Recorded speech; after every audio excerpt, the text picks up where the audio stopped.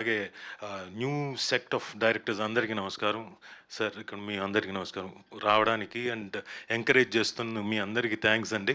దిల్ రాజు గారికి ప్రత్యేకంగా ధన్యవాదాలు.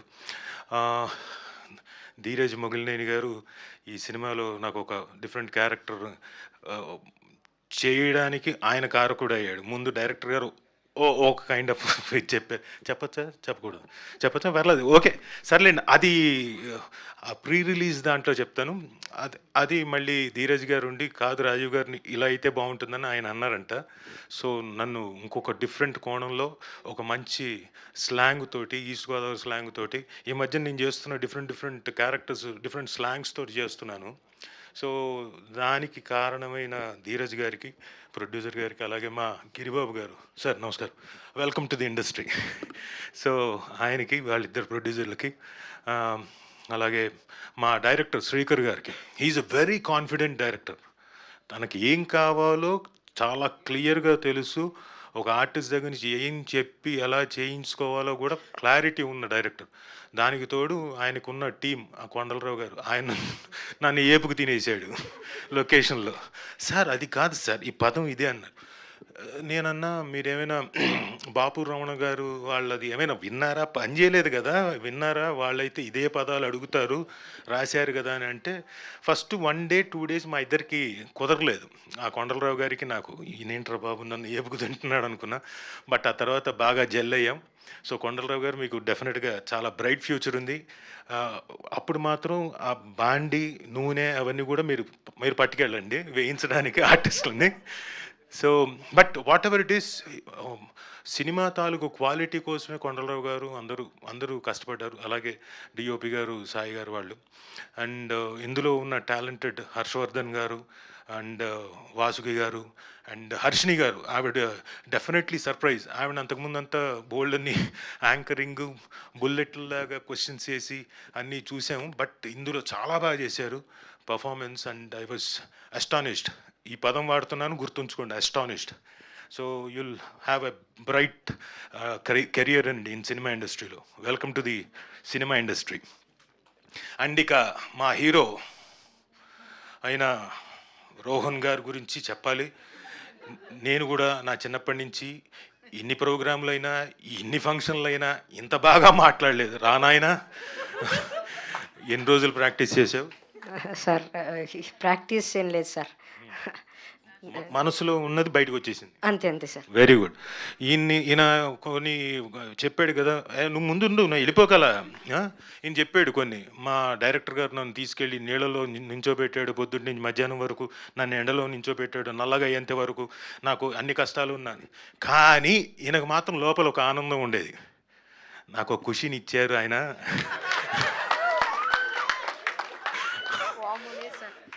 లేదు సార్, లేదు సార్. ఫస్ట్ నువ్వు అమాయకంగా నటించకే, నేను లొకేషన్లో చూసిన రోజునే అనుకున్నా. సార్ మీరు ఉన్నప్పుడు జరగలేదు సార్. అంటే నేను లేనప్పుడు జరిగిందని ఒప్పుకుంటున్నాడు. కాదు కాదు సార్, అలాగా సార్, నేను చాలా మంచివాను సార్. మీ అమ్మగారు వచ్చారు ఇక్కడికి? లేదు, ఉన్నారు సార్, అక్కడే ఉన్నారు. ఉన్నారా? అమ్మా, మీ అబ్బాయి అమ్మా చూసారమ్మా, సింజిత్ గారిని, సాయి మార్తాండ్ గారిని, ఇంకొకరిని, అందరినీ అలా బొట్లో వేసాడు. చాలా టాలెంటెడ్, యాక్టింగే కాదు. నువ్వు డెఫినెట్గా నువ్వు కంగారు పడక, నేనేం చెప్పట్లే, నీ గురించి మంచిగా చెప్తున్నాను. సో అంటే ద మోస్ట్ టాలెంటెడ్ యాక్టర్ ఈ జనరేషన్లో.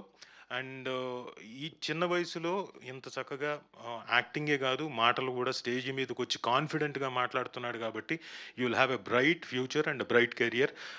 Way to go, long career. Okay. అలాగే అరుణ్ దామ్మ, ఇతను కూడా చాలా బాగా మాట్లాడాడు. చాలా అమాయకంగా వచ్చి సినిమాకు సంబంధించిన చిన్న డీటెయిల్స్ అన్నీ తన మాటల్లో చక్కగా చెప్తూ వచ్చాడు. నీకేంటి ఇష్టం అంటే మామిడి పండ్లు ఇష్టం అన్నాడు. మామిడి తోట ఉంది కాబట్టి అందులో. సో సో అలా ఇతను కూడా చాలా బాగా చేశాడు. Very good. మీ ఇద్దరూ చాలా బాగా చేశారు సినిమాకి. అండ్ మీకు చాలా మంచి పేరు వస్తుంది సమ్మర్ హాలిడేస్ ద్వారా.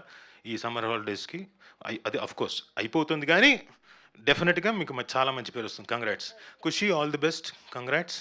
Will meet again, will work again. Okay. ఇందులో ఖుషికి నాకు సీన్ ఉంది, అది ఏంటి అన్నది తర్వాత సినిమా చూసినప్పుడు తెలుస్తుంది మీ అందరికీ, ఆ సస్పెన్స్ ఏంటి అని. So thank you one and all. And నేను ఈ సినిమాకి మళ్ళీ ఇంకొక ప్రత్యేకంగా ఒక వ్యక్తికి థ్యాంక్స్ చెప్పుకోవాలి.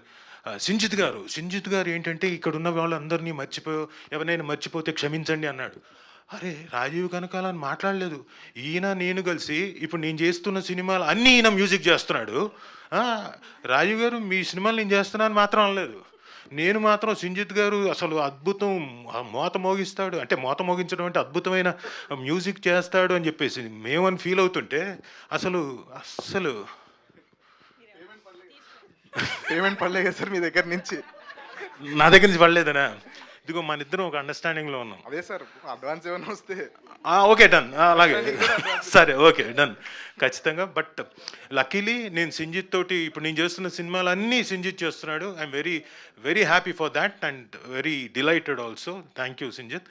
And of course you're a very talented musician and will meet again. Payment ఇచ్చిన తర్వాత మాట్లాడదాం. సో అండ్ ఇందులో మిగతా నేను ఎవరైనా టెక్నీషియన్ మర్చిపోతే క్షమించండి.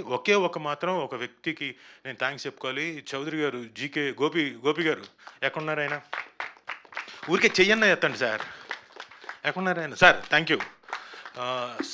అంటే అనుకున్న టైంలో ఫినిష్ చేయగలిగిన సత్తా ఉన్న అద్భుతమైన డైరెక్టర్ గారు అండ్ త్వరలోనే డైరెక్టర్ కూడా అవుతాడు ఆయన.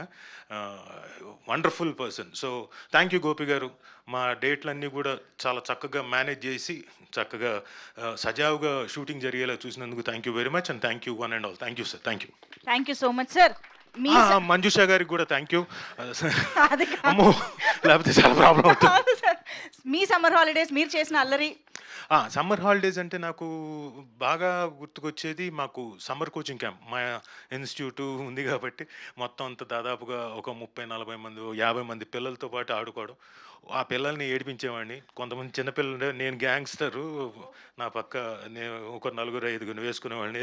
నేను చెప్పింది వినాలని వాళ్ళని ఏడిపించేవాడిని. సో చాలా ఏళ్ళు అలా గడిచింది. సో అది మా చక్కటి జ్ఞాపకాలు. సమ్మర్ హాలిడేస్ మా పక్కన మేము ఉండే ప్రాంగణానికి పక్కలో ఒక పెద్ద చింత చెట్టు, దాని మీదకి ఎక్కేవాళ్ళం కోతుల్లాగా. దాని మీదకి ఎక్కి ఆట ఆడుకునేవాళ్ళం. ఒకటా రెండా చెప్పాలే కానీ బోల్డ్ అల్లర్లు. మహానుభావుడిని. Thank you sir. Thank you very much Rajiv sir. Sir I think before you leave ఒక్కసారి గ్రూప్ ఫోటో మళ్ళీ మీ అందరినీ కూడా ఎస్పెషల్గా the main cast and crew of the team and